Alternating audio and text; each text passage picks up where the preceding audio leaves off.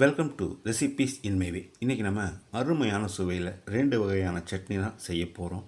இட்லி, தோசை, ஊத்தாப்பம் எல்லாத்துக்கும் பொருத்தமான இந்த 2 வகையான சட்னியையும் எப்படி செய்கிறது, இதுக்கு தேவையான பொருட்கள் என்ன பார்க்கலாம் வாங்க. பேனில் 1 டீஸ்பூன் எண்ணெய் விட்டுக்கலாம்.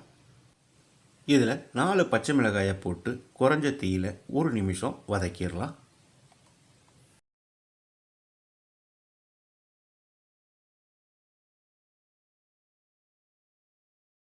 இந்த அளவுக்கு போதும். இப்போ ஸ்டவ் ஆஃப் பண்ணிவிட்டு 1/4 கப் அளவுக்கு நறுக்கின மல்லி இலையை சேர்த்து ஒரு 30 செகண்ட் பிரட்டி விட்டுடலாம்.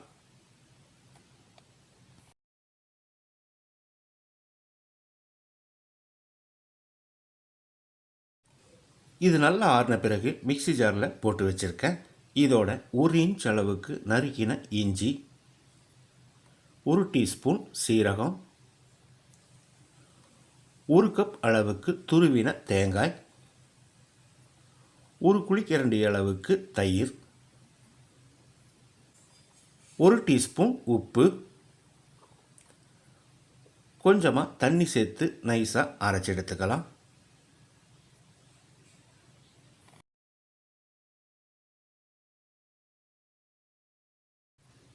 பேனில் 2 டீஸ்பூன் எண்ணெய் விட்டுக்கலாம். 1/2 டீஸ்பூன் கடுகு,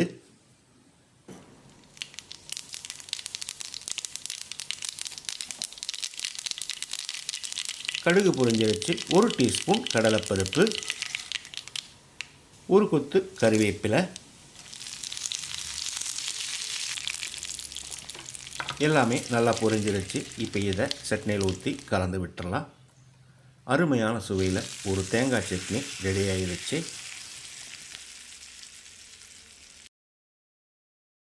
மீடியம் சைஸில் 2 பெரிய வெங்காயத்தை நறுக்கி வச்சுருக்கேன். இதை மிக்ஸி ஜாரில் போட்டுக்கலாம். 2 வரமிளகாய்,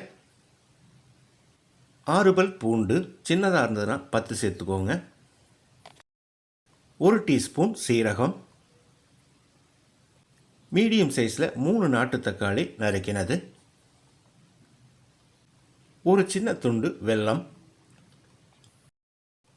1/2 டேபிள் ஸ்பூன் காஷ்மீரி மிளகாய்த்தூள். காஷ்மீரி மிளகாய்த்தூள் இல்லைன்னா 2 மிளகாயை சேர்த்துக்கோங்க, ஆனால் இந்த அளவுக்கு கலர் வராது. கொஞ்சமாக தண்ணி சேர்த்து அரைச்சி எடுத்துக்கலாம். பேனில் 2 டேபிள் ஸ்பூன் எண்ணெய் விட்டுக்கலாம். 1/2 டீஸ்பூன் கடுகு,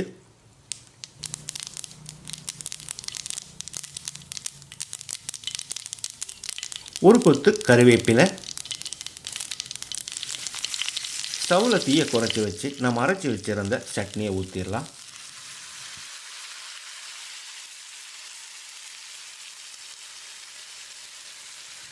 ஒரு டீஸ்பூன் உப்பு,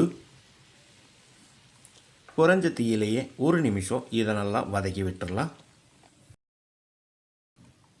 ரொம்ப நேரம் வதங்க வேண்டியதில்லை, 1 நிமிஷம் போதும். இப்போ இதை எடுத்து ஒரு பவுலில் ஊற்றிடலாம்.